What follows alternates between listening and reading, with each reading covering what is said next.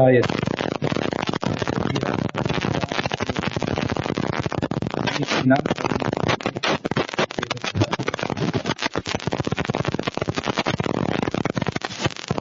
तमेवं विद्वान् अमृत इह भवति नान्यः पन्था विद्यते अविनाय प्रजापतिः ಅಂತಃ ಅಜಾಯಮಾನ ಜಾಯತೆ. 1ನೇ ಅಧ್ಯಾಯದ 3ನೇ ಪಾದದ 4ನೇ ಸೂತ್ರ ಈಗ ನೋಡ್ತಿರೋದು ದುರ್ಭಾಗ್ಯರಿತ.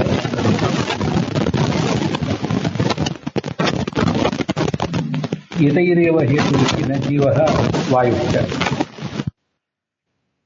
ಈ ಜುಭ್ವಾಧ್ಯಾಯತನ ಯಾರು ಅನ್ನುವ ಪ್ರಶ್ನೆ ಈಗ ನಡೆದಿದೆ. ಅದಕ್ಕೆ ರುದ್ರ ಪ್ರಕೃತಿ ಮೊದಲಾದವುಗಳು ಜುಭ್ವಾಧ್ಯಾಯತನ ಅಲ್ಲ ಅನ್ನೋದನ್ನ ಹಿಂದೆ ಸಮರ್ಥಿಸಿದ್ದಾರೆ. ಅದೇ ಕಾರಣಗಳಿಂದಲೇ, ಹಿಂದೆ ಕೊಟ್ಟ ಕಾರಣಗಳಿಂದಲೇ ಜುಭ್ವಾಧ್ಯಾಯತನಾದವನು ಜೀವನೂ ಅಲ್ಲ ಪ್ರಾಣನೂ ಅಲ್ಲ ಅಂತ ನಾವು ತಿಳಿಯಬಹುದು ಅನ್ನೋದನ್ನು ಈಗ ತಿಳಿಸ್ತಿದ್ದಾರೆ. ಯಾಕೆಂದ್ರೆ ಅಜಾಯಮಾನೋ ಬಹುಧಾ ವಿಜಾಯತೆ ಅಂತ ತೈತರಿಯ ಆರಣ್ಯಕದಲ್ಲಿ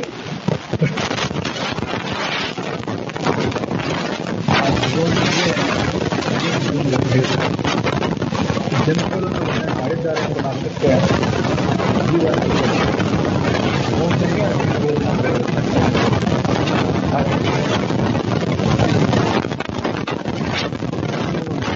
ದೀಪಾವಳಿ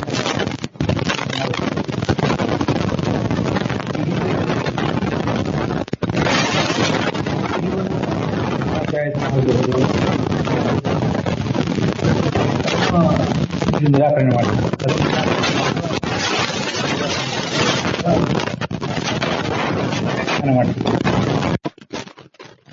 ಹಿಂದೆ ಹೇಳಲ್ಪಟ್ಟ ಹೇತುಗಳ ಮೂಲಕನೇ ಯಥಾ ದ್ವಿಭಾಧ್ಯಾಯ ವಾಯುವನ ಭವತಿ.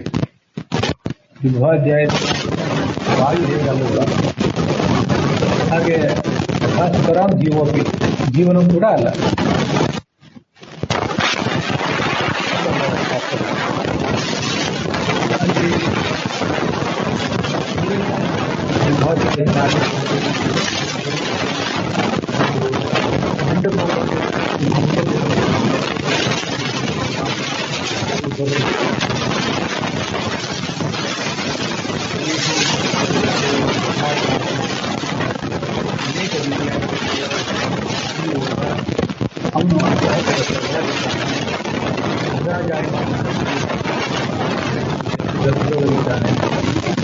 ಹೀಗೆ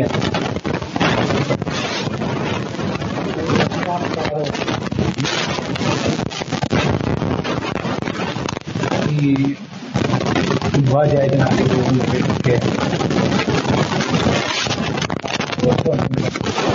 ಆದರೆ ಅದಕ್ಕೆ ಬೇರೆ ರೀತಿಯಾಗಿ ನಾವು ಅರ್ಥ ಮಾಡ್ತೀವಿ. ಏನೊಂದು ಮಾತಿದೆ, ಮುಂದಕ್ಕೋಪನಿಷತ್ತಿನ ಕೈ ಇಡುವಂತ ಸ್ಥಿರತೆ ಅಂತ ಮಾತಿದೆ.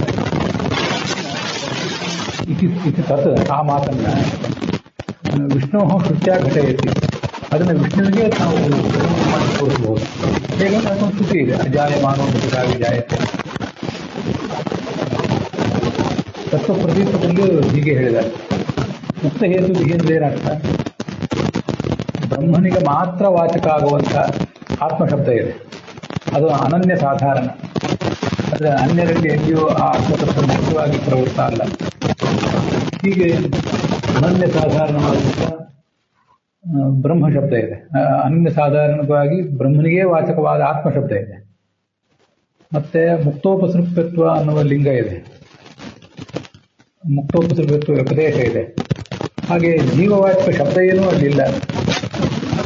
ಶಬ್ದ ಅಂತಿದೆಯಲ್ಲ, ನಾನು ಮಾರು ಮತ್ತೆ ಹಿಂದಿನ ಸೂತ್ರ. ಅದಕ್ಕೆ ರುದ್ರನನ್ನು ಹೇಳುವ ಶಬ್ದ ಇಲ್ಲ, ಪ್ರಕೃತಿಯನ್ನು ಹೇಳುವ ಶಬ್ದ ಇಲ್ಲ ಮಾತ್ರ ಅಲ್ಲ, ಜೀವವನ್ನು ಹೇಳುವ ಶಬ್ದವೂ ಅಲ್ಲಿಲ್ಲ. ಆದ್ದರಿಂದ ನ ಜೀವ ದ್ವಿಭಾಧ್ಯಾಯತನ ನಿತ್ಯವಿಹಿತಂ. ಆದ್ದರಿಂದ ಜೀವ ಯಾವ ಕಾರಣದಿಂದಲೂ ದ್ವಿಭಾಧ್ಯಾಯತನ ಅಲ್ಲ ಅಂತ ಆಚಾರ್ಯರ ತಾತ್ಪರ್ಯ. ಅದು ಸೂತ್ರಕಾರ ಹೇಳಿದ್ದನ್ನು ಆಚಾರ್ಯರು ತಿಳಿಸಿದ್ದಾರೆ. ಮುಂದಕೋಪನಿಷತ್ನಲ್ಲಿ ಸ್ಥಿರತೆ ಬಹುಧಾ ಜಾಯಮಾನ ಅಂತಿದೆ. ಆದ್ದರಿಂದ ಅನೇಕ ರೀತಿಯಾಗಿ ಹುಟ್ಟುವವನು ಈ ಜೀವ ಅಂತ ನೀವೇನು ಪೂರ್ವಪಕ್ಷ ಮಾಡಿದ್ದೀರಿ. ಆ ಮಾತನ್ನ ತೈತ್ರಿಯ ಆರಣ್ಯಕ ಅಂದ್ರೆ ಪ್ರಶ್ನೆ ಪುರುಷ ಸೂಕ್ತದ ಜೊತೆಗೆ ಹೊಂದಿಸ್ಕೊಂಡು ನೋಡಿದ್ರೆ ಅದು ಪುರುಷ ಸೂಕ್ತದ್ದೇ ಮಾತು. ಪುರುಷ ಸೂಕ್ತ ಅನ್ನೋದು ವಿಷ್ಣುಪುರ ಅನ್ನೋದ್ರ ಬಗ್ಗೆ ಏನು ಸಂಶಯ ಇಲ್ಲ. ಆದ್ರಿಂದ ಇದು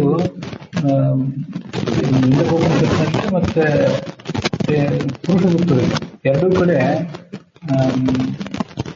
ಬಹುಧಾ ಜಾಯಮಾನ ಅಂತ ಹೇಳಲ್ಪಟ್ಟವನು, ಹಾಗೆ ಬಹುಧಾ ವಿಜಾಯತೆ ಅಂತ ಹೇಳಲ್ಪಟ್ಟವನು ವಿಷ್ಣುವೇ ಅಂತಲೇ ಗೊತ್ತಾಗ್ತದೆ. ಅವನು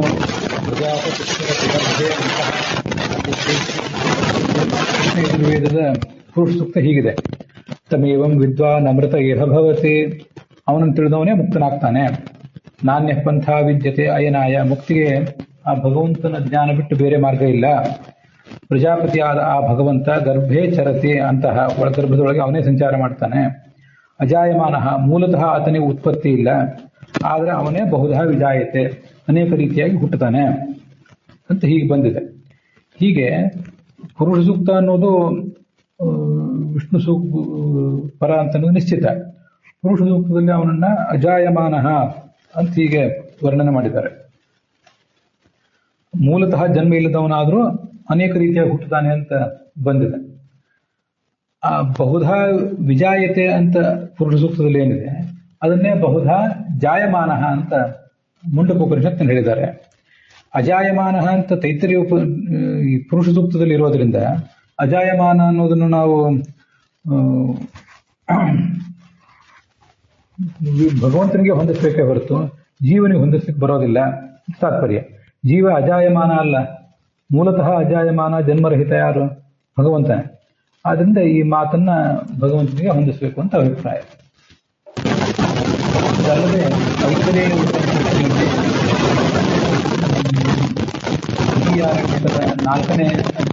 ಐದನೇ ಅಧ್ಯಾಯದಲ್ಲಿ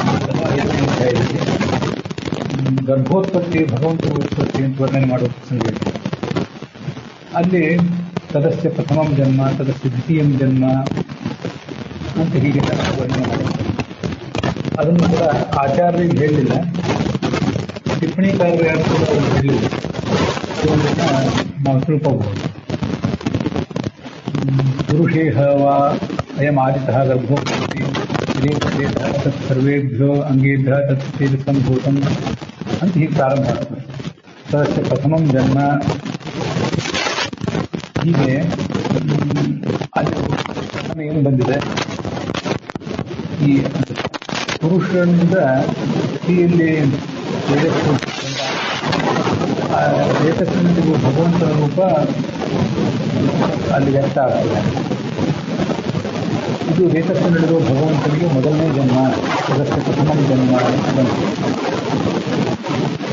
ಮುಂದೆ ಪರಮಾತ್ಮನ ರೂಪವನ್ನೇ ಅವಳು ನೋಡ್ತಾಳೆ, ಪರಮಾತ್ಮನ ಚಿತ್ರಗತವಾದ ಪರಮಾತ್ಮನ ರೂಪವನ್ನೇ ಅವಳು ನೋಡ್ತಾಳೆ. ಹೀಗೆ ಪರಮಾತ್ಮನ ರೂಪವನ್ನು ಅವರು ಒಳಗಿಟ್ಕೊಂಡಿರೋದ್ರಿಂದ ಪ್ರತಿಗೆ ಆದರಣೀಯರಾಗ್ತಾರೆ. ಹೀಗೆ ಬಂದಿದೆ. ತಸ್ಮಾತ್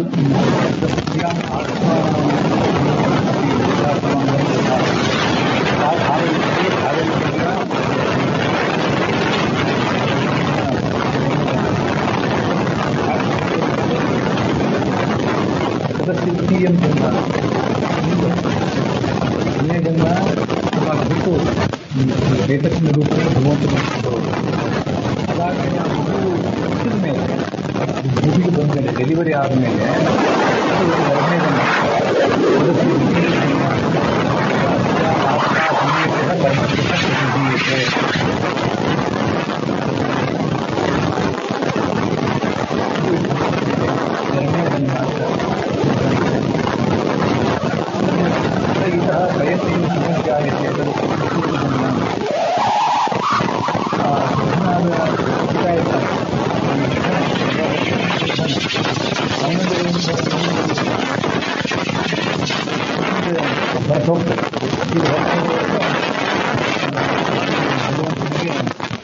ಮೂರನೇ ಜನ್ಮ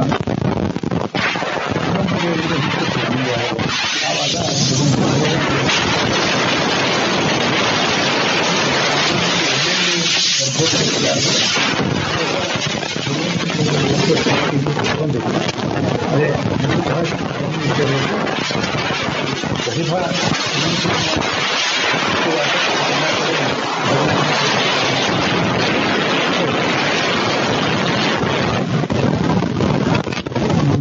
ಪ್ರಜಾಪತಿಶ್ಚರತಿ ಗರ್ಭೆ ಅಂತಃ ಅಜಾಯಮಾನೋ ಬಹುಧಾ ವಿಜಾಯತೆ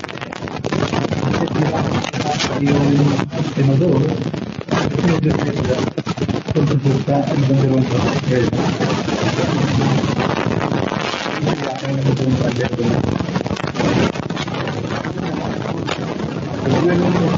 ಮಾತ್ರವಲ್ಲ,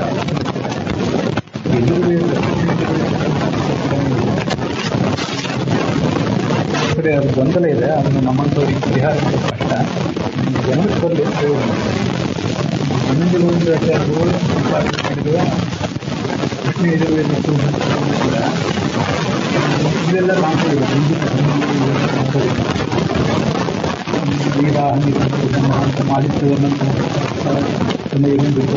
ಹಿಂಸವತಿ ನಾಣ್ಯ ಸಂಧಾನಾಯ ಆದಿತ್ಯವನ್ನ ಇದೆಲ್ಲ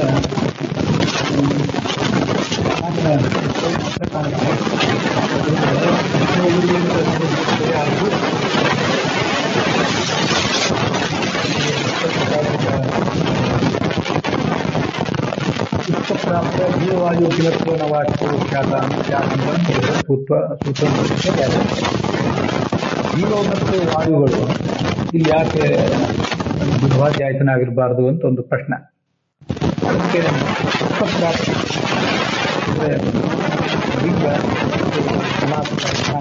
ಪ್ರಾಪ್ತ್ಯ ಇದ್ದಂತಹ ಅಂತ ಭಾವದೀಪ ಟಿಪ್ಪಣಿ ಇರ್ತಾರೆ. ವಾಕ್ಯಾತ್ಮಕ ಅದನ್ನೇ ಬರೆದಿದೆ. ಜೀವಸ್ಥಲಿಕೇನ ವಾಯೋ ಮಾತ್ರೆಯ ಪ್ರಾಪ್ತೇ ಇತ್ಯರ್ಥಃ. ಲಿಂಗ ಅಂದ್ರೆ ಜೀವನದಲ್ಲಿ ಬರುವಂಥ ಲಿಂಗ. ಅನೇಕ ಬಾರಿ ವಿಷಯ ಎಲ್ಲ ಜೀವನದಲ್ಲಿ ಲಿಂಗ.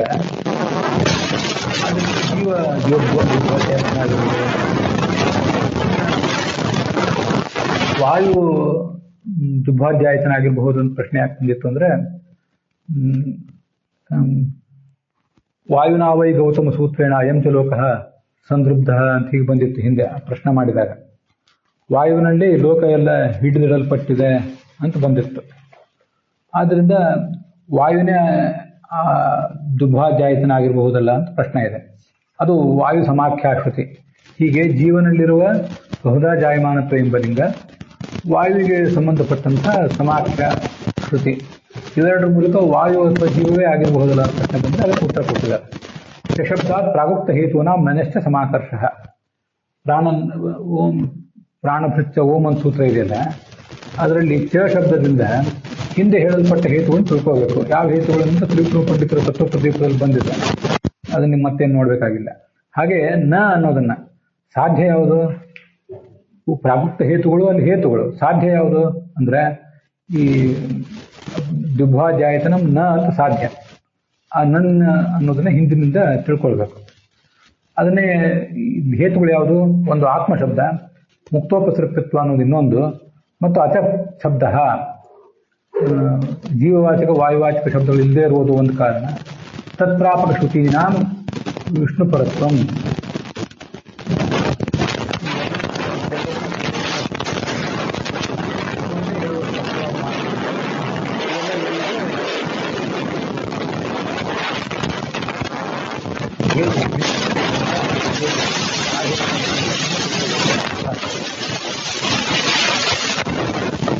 ನಾನು ವಾಯುನಾವೈ ಗೌತಮ ಇತ್ಯಾದಿ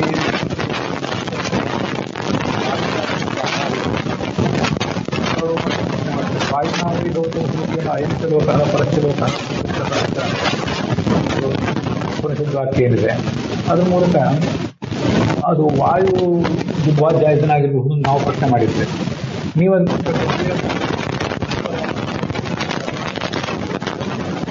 ಆದರೆ ಜನ್ಮಲಿಂಗೇನ ಅನೇಕ ಜನ್ಮಗಳಿಂದ ನೀವು ವಿಷ್ಣುವನ್ನೇ ಹೊಂದಿರ್ತೀರಿ.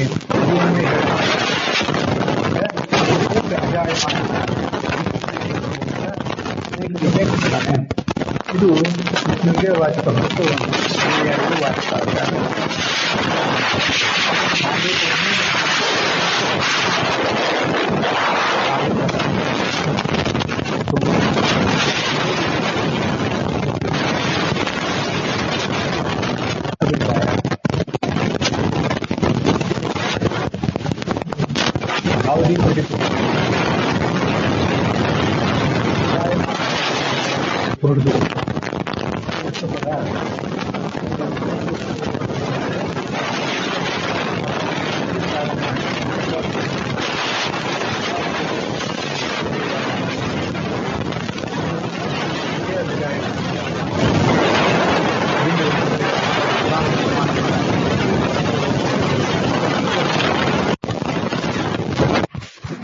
ಅಲ್ಲಿಗೆ ಇವತ್ತಿನ ಈ ಭಾಗ ಸಮಾಪ್ತ ಆಗಿದೆ.